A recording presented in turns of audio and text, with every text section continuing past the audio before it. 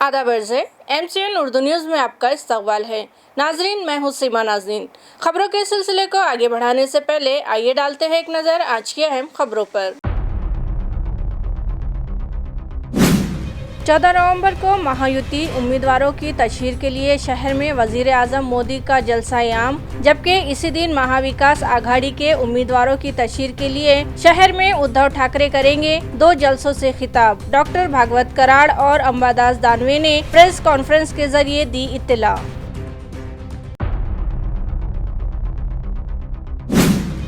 Assembly हल्काए मशरिक से भरे थे 6 खवातीन उम्मीदवारों ने फॉर्म, ताहम सभी 6 उम्मीदवार तशहीर से हो गई गायब। आखिर माजरा है क्या? अवाम में तज़बज़ब। वोटिंग का तनासुब और आदाद व शुमार बढ़ाने इलेक्शन कमीशन और दीगर इंतजामिया मुसलसल सरगर्म अमल। वोटिंग बेदारी रद्द किया गया रवाना। जिला भर दिखाए जाएंगे वोटिंग की अहमियत के वीडियोस और राय दहिंदों को किया जाएगा बेदार। जिला इंतजामिया की पहल। और मुल्क व रियासत के मौजूदा हालात मजहब के लिए नहीं है खतरा, ताहम पसमानदों पिछड़ों का रिजर्वेशन छिन जाने का है अंदेशा। दलित रहनुमा प्रकाश अम्बेडकर ने किया इजहार ख्याल। अब खबरें तफसील से। 14 नवंबर को शहर में महायुति के उम्मीदवारों के प्रचार के लिए वजीर आजम नरेंद्र मोदी का जलसा-ए-आम मुनक्किद होगा। इस तरह का ऐलान भाजपा रहनुमा और राज्यसभा रुकन डॉक्टर भागवत कराड़ ने एक प्रेस कॉन्फ्रेंस में किया है। आपल्या मेडिकल कॉलेजला जिरॅटिक सेंटर सुद्धा केंद्राने मंजूर केलेलं आहे। म्हणजे जिरॅटिक सेंटरचे डॉक्टर तयार होतील आणि जे 70 वर्षापेक्षा ज्यांचं वय जास्त आहे त्यांच्या आरोग्याची काळजी घेण्यासाठी केंद्राने जसा विमा योजना सुरू केली मोफत आरोग्य, त्या धर्तीवरती त्यांच्या फक्त मोफत आरोग्य तर आहेच, पण ओपीडी सुद्धा स्पेशल करण्याचं काम सुरू केलेलं आहे। आणि त्याचबरोबर ज्या लोकांना वृद्ध लोकांना पेन्शन मिळतं तर ते 1500 वरून आता 2100 रुपये झालेले आहे। आपण नेहमी महागाई महागाई महागाई अर्थात ही महागाई महत्वाची आणि महागाईला आपल्याला माहिती आहे इन्फ्लेशन रेट म्हणून। हा इन्फ्लेशन रेट ओव्हरऑल जर जगामध्ये पाहिला तर इन्फ्लेशन रेट हा सध्याचा आजचा तुम्ही पाहिला असेल गुगलवर तर 5.8% आहे, पण भारताचा इन्फ्लेशन रेट आजचा 5.49% आहे। 5.49% आहे म्हणजे भारतातले ओव्हरऑल जगामध्ये जर कंपेअर केलं तर महागाई कमी आहे। आणि त्याही पेक्षा जसं मला आठवत आहे की 5 वस्तू जीवन आवश्यक वस्तू चे रेट हे पूर्णपणे कंट्रोल मध्ये राहतील। जे आता रेट असतील महायुतीचं सरकार आल्यानंतर ते 5 वर्षासाठी जीवनावश्यक वस्तूचे रेट सुद्धा ते कायम राहणार आहे। महागाई कंट्रोल मध्ये आणण्यासाठी ज्या 5 वर्षाचे आपण रेट कंट्रोल मध्ये ठेवणार आहोत। मी सुरुवातीला सांगितलं तरुणांसाठी रोजगार हा मिळाला पाहिजे आणि ते तरुण समजा कोणी 7वी पास असेल कोणी 10वी पास असेल त्यासाठी कौशल्याचं प्रशिक्षण देणार आणि कौशल्याचं प्रशिक्षण दिल्यानंतर जर स्वतःचा व्यवसाय जर त्यांनी सुरू केला, अत्यंत महत्वाची गोष्ट आहे, जर स्वतःची व्यवसाय जर सुरू केला तर त्याला 15 लाख रुपयापर्यंत बिनव्याजी कर्ज मिळणार।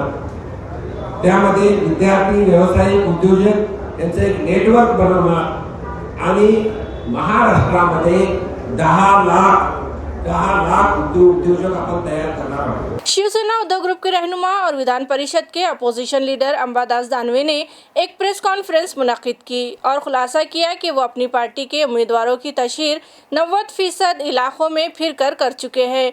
उन्होंने 14 तारीख को शहर में पार्टी सुप्रीमो उद्धव ठाकरे के 2 जलसों की भी इत्तला दी। इसी तरह मजीद कई मसाइल व मौजूआत पर रोशनी डाली। दिनांक 14 तारखेला आणि 15 तारखेला उद्धवजी ठाकरे साहेब यांच्या या जिल्ह्यामध्ये 3 सभेचं आयोजन करण्यात आलेलं आहे। यात मुख्य सभा मराठवाडा सांस्कृतिक मंडळावर 14 तारखेला संध्याकाळी 6 वाजता होणार आहे आणि जी आमची तिन्ही पक्षाची तयारी चालू आहे त्या हेतून असं लक्षात येतं की ही सभा अतिशय विराट होईल। 14 तारखेला दुपारी 3 वाजता कन्नड येथे सुद्धा एक जाहीर सभा होणार आहे आणि 15 तारखेला सकाळी 11 वाजता सिल्लोड या ठिकाणी उद्धवजी ठाकरे साहेबांची सभा होणार आहे। संभाजीनगरची सभा ही 9च्या 9 उमेदवाराच्या प्रचारात आहे। काँग्रेस असेल, राष्ट्रवादी काँग्रेस असेल, शिवसेना असेल, या 9 उमेदवार जे आमचे उभे आहे या जिल्ह्यामध्ये, त्यांच्या प्रचारात ही 14ची संध्याकाळची सभा आहे। या सगळ्या निवडणुकीत खोटी आश्वासनं दिली जातात, खोट्या घोषणा केल्या जातात। परवा देवेंद्रजी इथे येऊन गेले, 3 महिन्यात पाणी देऊ सांगितलं, मग त्याचा लेखाजोखा ट्विटच्या माध्यमातून काल सकाळी मी मांडलेला आहे। खऱ्या अर्थानं या सरकारने हे पाणी मिळू नये अशा पद्धतीनं प्रयत्न केले। फेक नॅरेटिव्ह कशाला म्हणतात, ही भारतीय जनता पार्टी करते। उद्धवजींचं सरकार असताना, महाविकास आघाडीचं सरकार असताना शहराच्या पाणी पुरवठ्याच्या योजनेला जो काही महानगरपालिकेचा हिस्सा आहे तो राज्य सरकारने देण्याचं कबूल केलं होतं, घोषणा केली होती माननीय उद्धवजींनी स्वतः। आणि आता या सरकारने या योजनेला महानगरपालिकेला कोणतेही सहकार्य करायचं नहीं ऐसी भूमिका घेतली। शहर के असेंबली हल्का मशरिक से 6 खवातीन उम्मीदवारों ने फॉर्म भरे थे। ताहम अब देखा ये जा रहा है कि खवातीन उम्मीदवार मैदान से गायब हो गई है, जिसके सबब अवाम में मुतज़ाद चर्चे जारी है। असेंबली हल्का मशरिक से ये उम्मीदवारियां मुख्तलिफ पार्टियों की जानिब से और आज़ाद उम्मीदवार की हैसियत से इस तरह मिन जुमला 6 खवातीन उम्मीदवार इंतखाबी मैदान में हैं। इन दिनों तमाम ही पार्टियों की जानिब से अपने उम्मीदवारों की तशहीरी सरगर्मियां जोरों शोर से जारी हैं। ताहम इस दौरान इन सरगर्मियों में अपने फॉर्म भर चुकी इन खवातीन उम्मीदवारों में से कोई एक भी उम्मीदवार खातून सरगर्म तो दूर मैदान ही में दिखाई नहीं दे रही है, जिसके सबब ये खवातीन उम्मीदवार कौन है, इस तरह का तज़बज़ब राय दहिंदों और अवाम में देखा जा रहा है। इन 6 खवातीन में 2 उम्मीदवार पार्टियों की जानिब से और 4 आज़ाद खड़ी हैं, जबकि इनमें से कई तो पहली बार ही चुनावी मैदान में उतरी है और उनका कोई खास अवामी राब्ता भी नहीं है। आखिर ये खवातीन उम्मीदवार किस मकसद से इलेक्शन मैदान में उतरी और फिर मैदान से गैर एलानिया तौर पर गायब क्यों हो गई, इस तरह के चर्चे भी जारी है। जिला भर के तमाम असेंबली हलकों में वोटिंग बेदारी के लिए वोटर्स बेदारी रथ को रवाना किया गया। वाज़ेह हो कि रायदही का अमल किसी भी जमहूरी मुल्क में एक कौमी व जमहूरी त्यौहार कहलाता है। ताहम पिछले कुछ अरसे से ये देखा जा रहा है कि रायदही के तई अवाम में उकताहट या दूरी या लापरवाही पैदा हो गई है, जिसके नतीजे में दिन ब दिन वोटिंग का फीसद व तनासुब गिरता जा रहा है। रायदही से दूरी जमहूरी मुल्क और जमहूरियत के लिए खतरनाक तस्वुर की जाती है। इस जमूत को तोड़ने और अवाम व राय दहिंदों को रायदही की जानिब रागिब करने व उनमें बेदारी लाने की गर्ज से अब सरकारी व गैर सरकारी सतह पर सरगर्मियां अंजाम दी जा रही हैं। इसी सिलसिले में ये वोटर्स बेदारी रथ आज 11 नवंबर को जिला कलेक्टर दफ्तर से जिला भर के दौरे पर भिजवाने का ऐलान किया गया। इस रथ के जरिए मरकजी नशरियाती ब्यूरो की जानिब से तैयार करदा बेदारी वीडियो दिखाए जाएंगे। इस रथ की रवानगी की तकरीब में जिला collector Dilip Swami, deputy election officer Devendra कटके, जिला स्वीप नोडल ऑफिसर अंकुश पांढरे मौजूद रहे। ये रथ जिला भर के तमाम असेंबली हलकों में जाकर वोटिंग बेदारी पैदा करेगा। इस तरह का खुलासा मरकजी नशरियाती ब्यूरो के माधव जायभाई ने किया है। शहर की खूबसूरती के लिए पिछले वर्षों फ्लाईओवर्स पर खूबसूरत लाइटिंग्स लगाई गई थी। ताहम सियासी लोगों के और दीगर इश्तिहारी बोर्ड्स लगाने निकालने में ये लाइटिंग्स मुतासिर होकर रह गई और कई जगह बंद पड़ गई थी, जिसकी दुरुस्ती के बाद दोबारा इन तमाम फ्लाईओवर्स को खूबसूरत बना दिया गया है। नाजरीन, वैसे इन दिनों को असेंबली इंतखाबात का ज़ाब्ता-ए-अखलाक नाफिज है और इन बिजली व लाइटिंग के खंभों पर किसी भी किस्म के पोस्टर्स बैनर लगाने पर पाबंदी आयद है। इसी मौके से इन लाइटिंग और खूबसूरत खंभों की दुरुस्ती का काम शुरू किया गया और अब फिर से शहर के तमाम फ्लाईओवर्स की G20 के वक्त दी गई खूबसूरती वापस आ गई है। वाज़ेह हो कि G20 के वक्त शहर को रोशनियों से जगमगा दिया गया था और बाद-ए-अज़ा मराठवाड़ा मुक्ति संग्राम के अमृत महोत्सव के ज़िमन में शहर को फिर से रोशनियां दी गई थी और सभी फ्लाईओवर्स पर दोनों जानिब LED लाइटिंग्स की पट्टियां लगाई गई थी। इस काम पर 25 लाख रुपए खर्च हुए थे। ताहम बाद के दिनों में रफ्ता रफ्ता ये LED लाइटिंग और खमखमे खराब होने लगे और रोशनियां व खूबसूरती मांद पड़ने लगी थी, लेकिन अब इनकी दुरुस्ती के बाद शहर फिर से जगमग करता हुआ खूबसूरत नज़ारा पेश कर रहा है। औरंगाबाद मशरिक के महायुति के उम्मीदवार संजय शिरसाट की इंतखाबी तशहीर के लिए फिल्म स्टार गोविंदा ने हल्के में रोड शो किया। इस मौके पर गोविंदा ने हल्के के रायदहिंदों से अपील की कि आम लोगों के कामों को तरजीही बुनियाद पर मुकम्मल करने वाले इस उम्मीदवार को मुंतखब करें। इस रैली के मौके पर विश्वास जुना शिरसाट पुनः के नारे लगाए गए, जबकि ये रैली मोंढा नाका, तान्हाजी चौक, जवाहर कॉलोनी इलाके से गुजरी और शिवाजी नगर में रैली का अख्तिताम हुआ। इस दौरान महायुति के ओहदेदारान व कारकुनान बड़ी तादाद में मौजूद थे, जबकि जगह जगह लोगों ने गोविंदा और शिरसाट का इस्तकबाल किया और खवातीन व दोशीज़ाओं ने उनकी आरतियां उतारी। मुल्क व रियासत के मौजूदा हालात में खतरा मजहब को नहीं बल्कि पिछड़े व पसमानदा तबकात को दिए गए रिजर्वेशन को ज़बरदस्त खतरा लाहक है। इस तरह का इज़हार ख्याल VBA सुप्रीमो एडवोकेट प्रकाश अम्बेडकर ने किया है। वंचित बहुजन आघाड़ी के सुप्रीमो प्रकाश अम्बेडकर का जालना में वंचित के उम्मीदवार की तशहीर के लिए एक जलसायाम यहां फ्रेजर बॉयज हाई स्कूल के ग्राउंड पर मुनाकिद किया गया था। इस इजलास में अम्बेडकर ने मज़कूरा इज़हार ख्याल किया। उन्होंने भाजपा की जानिब से किए जा रहे प्रचार बटेंगे तो कटेंगे के हवाले से ये बात कही कि इस वक्त मुल्क में मजहब को खतरा नहीं है बल्कि तमाम रिजर्वेशन खतरे में है। अम्बेडकर ने कहा कि सियासी मैदान से OBC का रिजर्वेशन खत्म कर दिया गया है। हुकूमत ने जातों के लिहाज से तनासुब व आदाद व शुमार पेश नहीं किए हैं और आइंदा नौकरियों और तालीम का रिजर्वेशन भी खत्म कर दिए जाने का अंदेशा है। इन रिजर्वेशनों पर आए खतरे को टालने के लिए वोटर्स VBA का साथ दे और उनके उम्मीदवारों को मुंतखब करे। इस तरह की अपील एडवोकेट बाला साहब अम्बेडकर ने की है। आया रहे के जालना हल्का असेंबली से VBA के उम्मीदवार डेविड घुमाड़े की तशहीर के लिए इस जलसे का एहतमाम किया गया था। इस इजलास में वंचित के दीगर उम्मीदवार भी स्टेज पर मौजूद थे।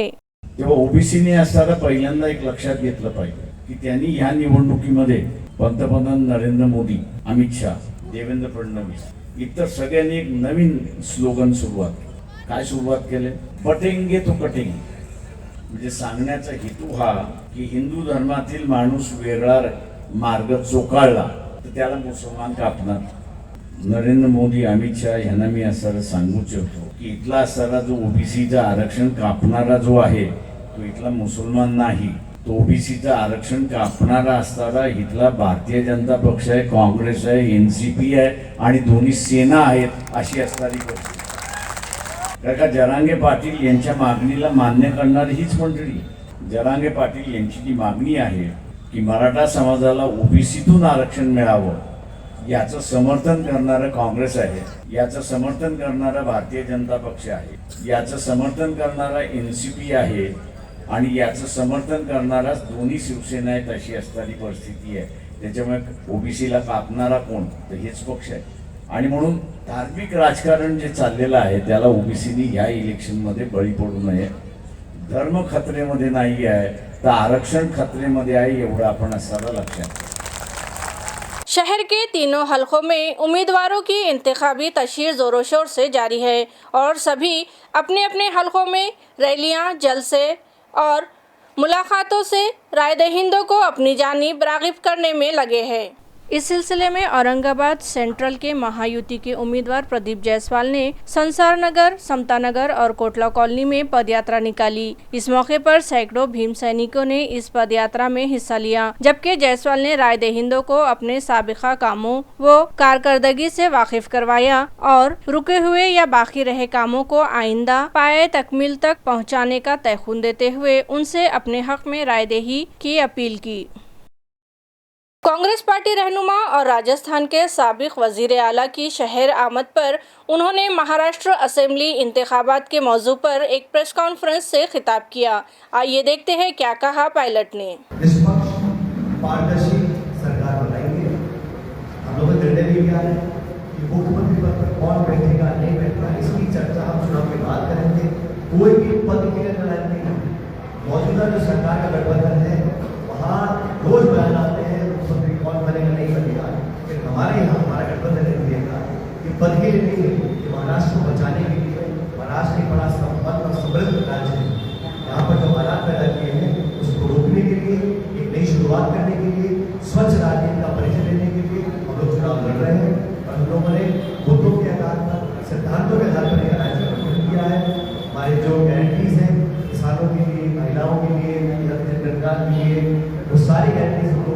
अपनी स्टेट्स में इम्प्लीमेंट करी है, इसलिए जनता का विश्वास है।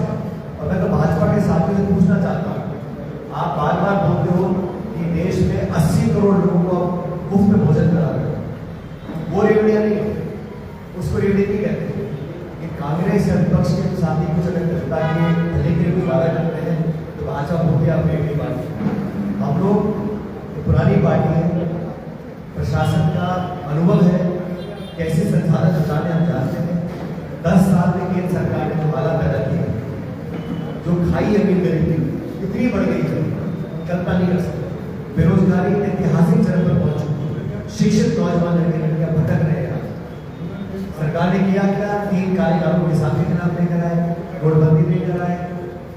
10 सालों में एक ऐसी योजना नहीं है जिसको गिरा सकते हैं कि भला उसमें हो। हम लोग नरेगा लेकर आए, शिक्षक अधिकार लेकर आए, खाद्य सुरक्षा अधिकार लेकर आए, तमाम मनमोहन सिंह की सरकार ने काम किए थे। जनता इस महाराष्ट्र के चुनाव में केंद्र सरकार के काम को भी उसका आकलन कर रहे हैं।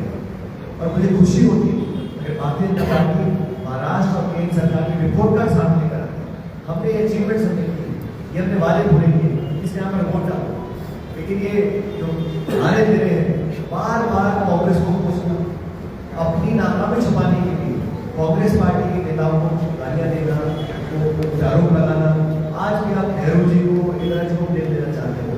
10 साल से सरकार आपकी है, शरद अग्रवाल सुरक्षित नहीं है, इसके लिए कौन जिम्मेदार है? और असम के मुख्यमंत्री कह रहे हैं कि यहाँ झारखंड सरकार जिम्मेदार है। तो ये सिर्फ जज्बाती बातें बोलकर जनता का ध्यान भटकाने का काम करते हैं। और हमारी गठबंधन ने कहा है, चुनौती दी है कि आप मुद्दों पर चर्चा करो, संवाद करने के लिए तैयार हैं, लोगों के इश्यूज को उठाइए, संवाद करने के लिए तैयार हैं। मुझे पूरा विश्वास है जब मतगणना होगी 23 तारीख को, अच्छे बहुमत के साथ यहाँ पर की सरकार करेंगे और 5 साल तक खुशहाली इस प्रदेश को लेकर आएंगे। इंतखाबी ज़ाब्ता-ए अखलाक की खिलाफ वर्जी के मामले में जिला परिषद ने मुताल्लिका अफसरान और मुलाजमीन के खिलाफ कार्रवाई तजवीज़ करने के अहकाम दिए हैं।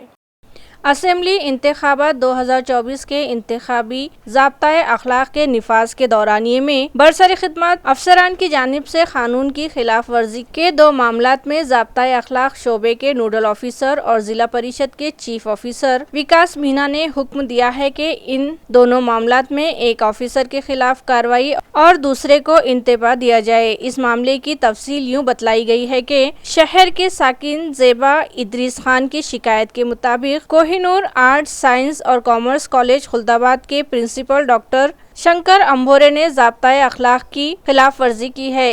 इसी तरह एक दूसरे ऑफिसर राहुल वडमोरे ने भी शिकायत दर्ज की थी कि तामीराते आम्मा के एग्जीक्यूटिव इंजीनियर अशोक येरे ने आचार संहिता की खिलाफ वर्जी की है। इन दोनों मामलों पर विकास मीना ने समाअत की और दोनों पार्टियों के मौक़िफ़ सुने और फिर सबूत व शवाहिद की जांच के बाद उन्होंने इन दोनों के खिलाफ एजुकेशन डायरेक्टरेट को तजवीज़ भिजवाई कि इनके खिलाफ इंतजामी उमूर के तहत कार्रवाई की जाए। बताया जाता है कि इन दोनों अफसरान ने ड्यूटी दिए जाने के बावजूद इलेक्शन से मुताल्लिका सियासी व मजहबी सरगर्मियों में हिस्सा लिया है। CEO विकास मीना ने दीगर बरसर खिदमत मुलाजमीन व अफसरान को इंतबा दिया है कि वो ज़ाब्ता-ए अखलाक के दौरान ऐसी सरगर्मियों से दूर रहे।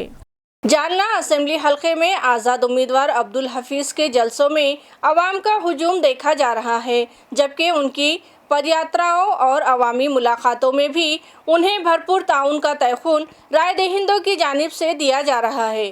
अब्दुल हफीज़ ने हल्के के मज़ाफ़ात सिंधी कालेगांव व रामनगर और शहर के रहमानगंज, हिंद नगर और दुखी नगर व दीगर मज़ाफ़ात के दौरे किए हैं और उन्हें यहां से अवाम ने भारी ताउन का तयखुन दिया है। दुखी नगर में मुनाकिद जलसे में अवाम का हुजूम देखा गया। इस जलसे से खिताब करते हुए कांग्रेस से बगावत करके आज़ाद उम्मीदवार की हैसियत से इंतखाबी मैदान में उतरे सहाफ़ी अब्दुल हफीज़ ने कहा कि पिछले 35 बरस से इस हल्के पर अल्टी पल्टी यानी अदल बदल कर राज करने वाले मौजूदा व साबिक़ा अराकीन असेंबली ने शहर व देही मज़ाफ़ात के मसाइल हल करने में कोई दिलचस्पी नहीं दिखाई। हफीज़ ने यकीन दहानी करवाई कि वो मुंतखब होकर आए तो शहर व इलाके की तरक्की के लिए अपने आप को वक्फ करते हुए यहाँ के मसाइल का हल करेंगे और शहर की तरक्की को यकीनी बनाएंगे। इस मौके पर शहर के दीगर अहम कायदीन भी अब्दुल हफीज़ के साथ मौजूद थे।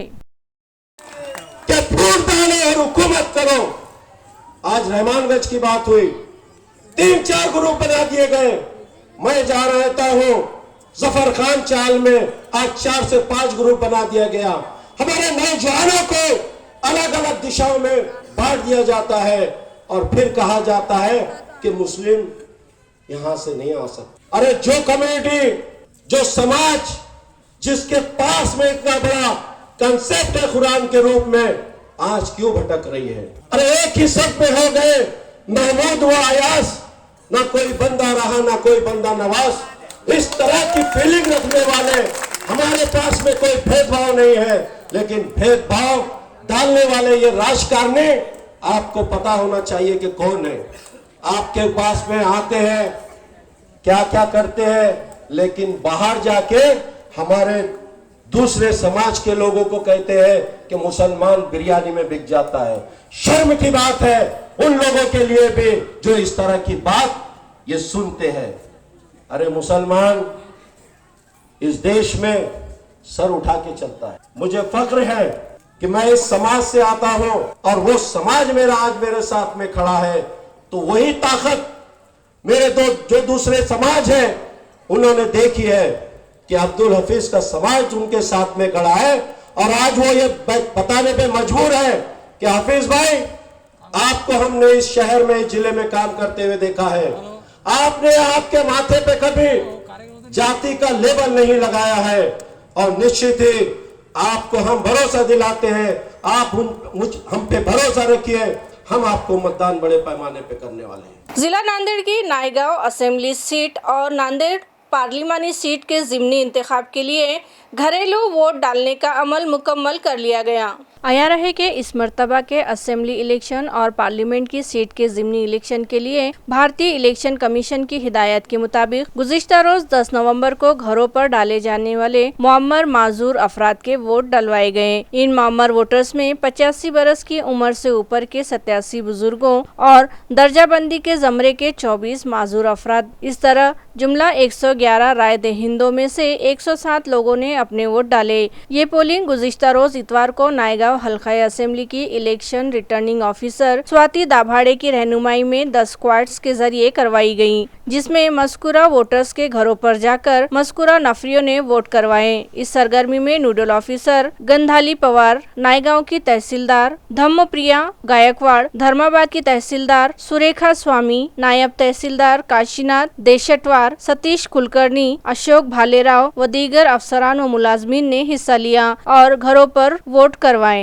हिंगोली से वंचित के लोकसभा उम्मीदवार रहे डीबी चौहान ने घर वापसी करते हुए दोबारा शिवसेना उद्धव ग्रुप में शमूलियत इख्तियार कर ली। डीबी चौहान ने वीबीए को खैर बात कहकर शिवसेना यूबीटी में शमूलियत इख्तियार की तो पार्टी के नांदेड़ में मुनाकिद इजलास की एक तकरीब में पार्टी सदर उद्धव ठाकरे ने उनका पार्टी में इस्तकबाल किया। आया रहे कि चौहान बंजारा समाज के एक नामी ग्रामी कायद है और 2024 के पार्लिमानी चुनाव में वो वीबीए की जानिब से हिंगोली हल्के से पार्लिमानी सीट के उम्मीदवार थे और उन्होंने खासी मिकदार में वोट भी लिए थे। उनकी शिवसेना उद्धव ग्रुप में शमूलियत से असेंबली इलेक्शन में नांदेड़ शुमाल के हल्के के उम्मीदवार रुकने असेंबली बालाजी कल्याणकर की मुश्किलों में इजाफा हो सकता है और महाविकास आघाड़ी की उम्मीदवार संगीता पाटिल से उनका सख्त मुकाबला मुमकिन है। इस तरह के चर्चे अवामी हलकों में जारी है।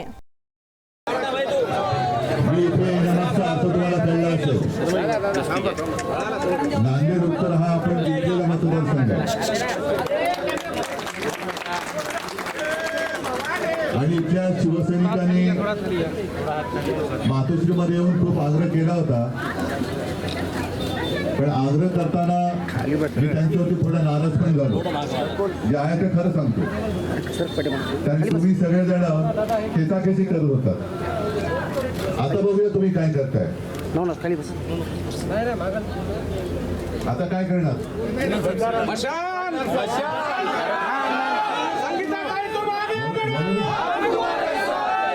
म्हणून मी पहिले जे वाक्य बोललो की माझा इथे येण्यामागचा अर्थ तुम्हाला कळला असेल।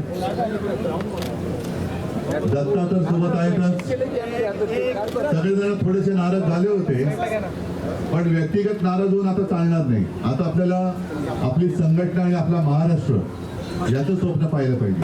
प्रवेश झाला म्हणजे माझा मूळ घरात मी परत गेलो आहे. मागची लोकसभा मी हिंगोलीची लढवली होती. समज गैरसमज होत असतात, पण श्रद्धेय बाळासाहेब आंबेडकर यांचं सुद्धा मी ऋण व्यक्त करतो, कारण माझ्यासारख्या तांड्यातल्या माणसाला सुद्धा त्यांनी लोकसभेची उमेदवारी दिली होती. पण आता राजकारण करायचं म्हटलं की सत्तेचं राजकारण करणं गरजेचं वाटतं. या महाराष्ट्रामध्ये शिवशाही श्रद्धेय बाळासाहेबजी ठाकरे यांच्या हिंदुत्वाचं राज्य आणायचं आहे, म्हणून आमचे नेते आदरणीय उद्धवजी ठाकरे साहेब यांचा हात मजबूत करण्यासाठी तमाम या महाराष्ट्रातील माझ्यासोबत काम करणारे सर्व पदाधिकारी आज या ठिकाणी आम्ही प्रवेश घेतलेला आहे. आणि आज सायंकाळपासूनच संपूर्ण हिंगोली लोकसभा आणि नांदेड जिल्ह्यामधला झंझावत दौरा मी आज आखणार आहे. आणि पक्षाला मला काय देता येईल, मला काय मदत करता येईल तेवढं मी या ठिकाणी करण्याचा निश्चितपणे या ठिकाणी प्रयत्न करणार आहे. कान के पर्दे फाड़ देने और दिल दहला देने वाली हॉर्न की गाड़ियों पर शहर पुलिस की जानिब से कार्रवाइयां की जा रही है. इस तरह के हॉर्न वाली कई गाड़ियों के खिलाफ पुलिस ने जुर्माने आयद किए हैं. नाजरीन, एक तरफ तो शहर भर में दिन ब दिन ट्रैफिक का हुजूम है कि बढ़ता ही जा रहा है. जाबजा चौक व चौराहों और आम सड़कों पर आए दिन ट्रैफिक जाम के मनाजिर लगे रहते हैं और ऐसे में मनचले 2 व्हीलर्स व 4 व्हीलर्स मालिकान ने अपनी गाड़ियों में ऐसे करख व कानों के पर्दे फाड़ने और दिल दहला देने वाली आवाज के हॉर्न लगा रखे हैं, जो शहरियान के लिए अजियतनाक साबित होते हैं. पुलिस इंतजामिया ने अब इन करख्त व सख्त आवाजों वाले हॉर्न की गाड़ियों व गाड़ी मालकान के खिलाफ कार्रवाइयां शुरू कर दी है. शहर में कई मकामात पर 10 से 15 ऐसी गाड़ियों पर जुर्माने आयद किए गए हैं. पुलिस इंतजामिया ने इंतबा दिया है कि गाड़ी मालकान ऐसे हॉर्न फौरी निकलवा दे, वरना ट्रैफिक पुलिस की ये कार्रवाई अब शहर भर जारी ही रहेगी. आता सध्या जे आहेत आचारसंहिता चालू आहे विधान परिषदेमुळे, आणि त्यामध्ये हे जे लोक जे आहेत जोरजोरात सायरन वाजवतात.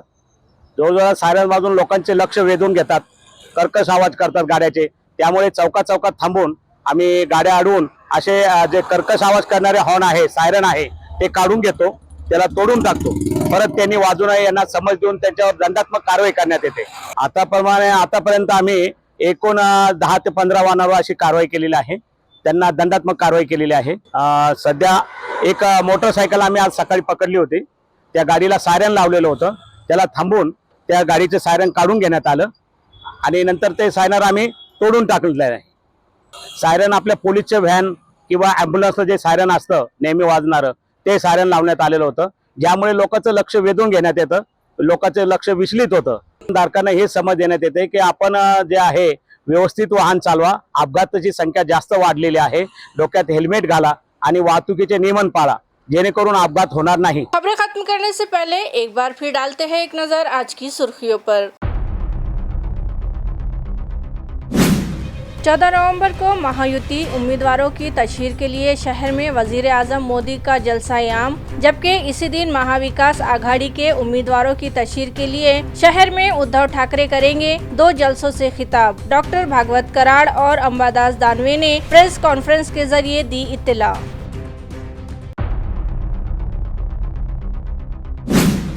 असेंबली हल्काए मशरिक से भरे थे 6 खवातीन उम्मीदवारों ने फॉर्म, ताहम सभी 6 उम्मीदवार तशहीर से हो गई गायब. आखिर माजरा है क्या, अवाम में तज़बज़ब.